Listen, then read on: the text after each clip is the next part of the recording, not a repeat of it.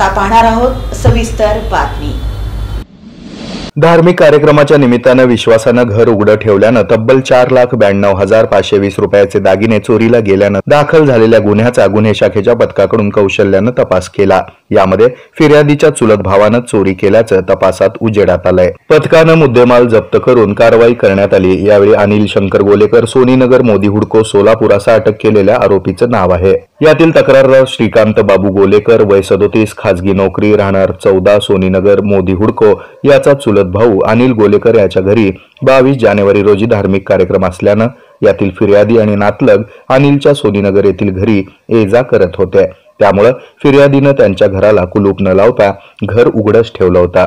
या कार्यक्रमादरम्यान 22 जानेवारी रोजी सकाळी 10 ते रात्री 10:30 या दरम्यान फिर्यादीच्या घरामध्ये बेडखाली ठेवलेले पत्र्याच्या पेटीतील सोनं आणि चांदीचे दागिने चोरीला गेले। या प्रकरणी सदर बाजार पोलीस ठाण्यात गुन्हा नोंदवला होता। गुन्हे शाखेच्या पथकानं घटनास्थळी भेट दिली। सहाय्यक पोलीस निरीक्षक शैलेश खेडकर यांच्या पथकानं गोपनीय बातमीदारामार्फत माहिती मिळवली आणि त्या अनुषंगानं आपल्या कौशल्यानं विश्लेषण केलं। या माहितीवरून गुन्हा करणारा फिर्यादी श्रीकांत यांचा चुलत भाऊ अनिल असल्याची खात्री झाली।